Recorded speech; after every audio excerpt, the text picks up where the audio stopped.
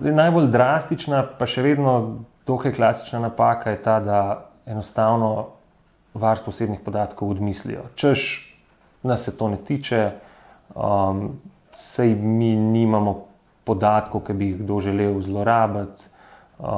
Skratka, vse je ok, nič se ne bo zgodilo, ne komplicirajmo na tem področju. To je osnovna napaka. Nikjer ne piše, da moramo biti zdaj absolutno paranoidni glede osebnih podatkov, da se moramo obnašati kot neka vohunska agencija, čeprav tudi njim podatki odtekajo očitno.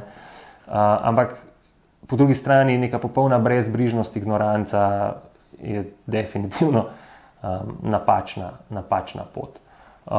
Druga napaka, ki jo jaz opažam, je pa premalo znanja na tem področju.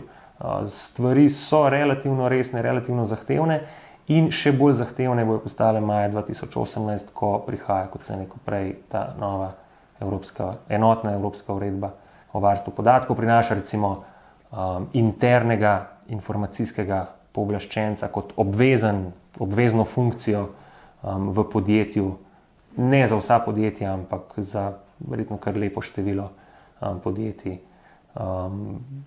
In še nekatere druge zahteve, ki ne pomenijo nič kaj dobrega za podjetja.